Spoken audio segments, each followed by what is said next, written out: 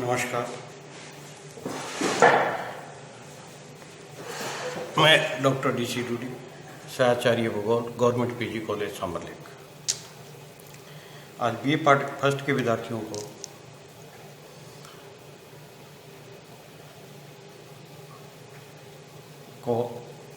पूर्व में मैंने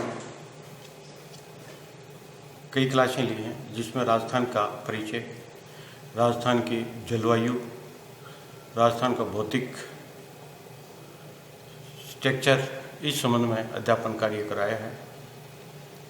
आज अपन देखेंगे राजस्थान का अपवा तंत्र व झीलें।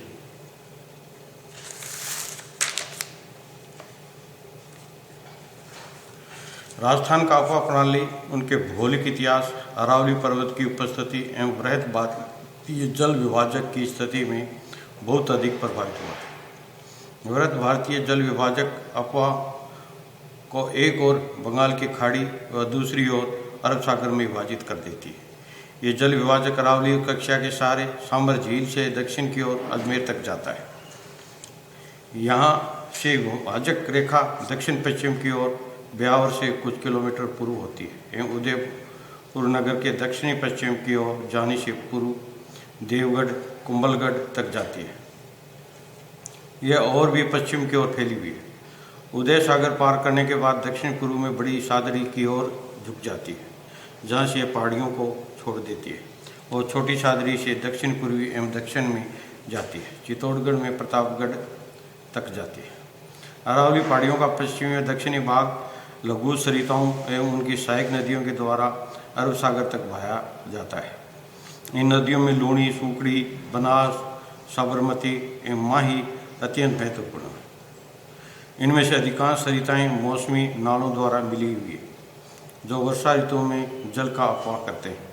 जल विभाजक के पूर्व पश्चिम एवं बनास नदी अपनी सहायक नदियों जैसे बाएं किनारे खारी, मौसी, मोरल तथा दाएं किनारे पर वजह, सेन एवं गोलवा के साथ चंबल से मिलने के लिए पूर्व की ओर बहती है, जो अंततः उत्तरी प्रदेश में यमुना नदी में जाकर मिल जाती है।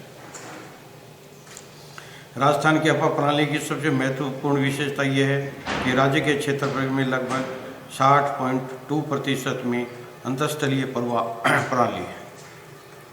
लगभग यह संपूर्ण क्षेत्र अरावली विभाजक के पश्चिम में है। इस भाग में एक वृहत संख्या में अलग अलग अपवा बेसिन पाए जाते हैं, जैसे कांतली बेसिन, तोता, सोता एवं साहिबी बेसिन, बारा बेसिन, लूणी बेसिन, बेमेल बेसिन। सरिताएं राज्य के पश्चिमी भाग में बेसिनों का जल मरुस्थलीय प्रदेशों में लुप्त हो जाता है। इस प्रदेश में एकमात्र महत्वपूर्ण नदी लूणी है, जो कि अजमेर में अन्ना सागर से निकलकर दक्षिणी पश्चिमी की ओर लगभग 32 किलोमीटर की दूरी तक अरावली श्रेणी के पश्चिम में अर्धशुष्क प्रदेशों में जोधपुर, बाड़मेर एवं जालौर जिले में होकर बहती है। उद्गम स्थान पर तालोद रोड में इस नदी का लगभग 32 वर्ग किलोमीटर का मूर्व और लेटेराइट में निर्मित एक छोटा अपवा क्षेत्र है। पुष्कर घाटी में एक छोटी सहायक नदी मिलने के बाद नदी अरावली ढालों पर बहती है और 10 किलोमीटर के बाद दक्षिण पश्चिम की ओर बहती है। यह नदी लगभग 36,866.40 वर्ग किलोमीटर का कुल अपवा क्षेत्र समाहित करती है। इस नदी की तलहटी वर्ष के अधिकांश समय में शुष्क रहती है।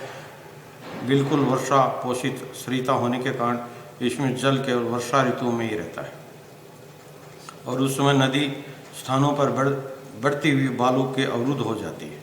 मानसून क्षेत्र में भी जबकि नदी अधिकतम जल ले जा रही होती है, वहाँ बालू के जमावों को काटने के योग्य नहीं होती। वह अरावली श्रेणी के पश्चिमी ढालों से अनेक लघु पर्वतीय नदियाँ प्राप्त करती हैं, जैसे लालरी, गुइया, बांदी, सूकड़ी, जवाई, जोजरी एवं सगाई, जो सभी बाएं किनारे पर मिलती हैं। ये सभी सरिताएं उनके मोड़ पर मिट्टी जमा करती हैं और लूणी नदी का जल बलोतरा तक मीठा है, परंतु उसके नीचे वह अधिकाधिक खारा हो जाता है, जबकि नदी कच्छ के रण में समीप लवण जल में समाप्त नहीं हो जाती। जोधपुर जिले में लूणी नदी तलहटी गहरी करने की अपेक्षा चौड़ाई में अधिक बढ़ जाती है। ऐसा इस कारण इसके वर्षा के कारण बड़ी इतनी जल्दी आती है कि नदी बाढ़ इतनी जल्दी आती है कि नदी के तल काटने का समय नहीं मिलता।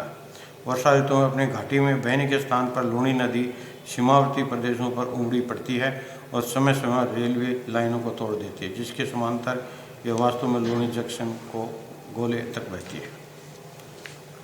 राजस्थान में विभिन्न अपार क्षेत्र के अंतर्गत क्षेत्र यमुना गंगा प्रवाह क्षेत्र 5129.49, कुल क्षेत्रफल 1.5। नंबर 2 चंबल अपार क्षेत्र 72,000.5 वर्ग किलोमीटर और कुल अपार क्षेत्र 2,943.90।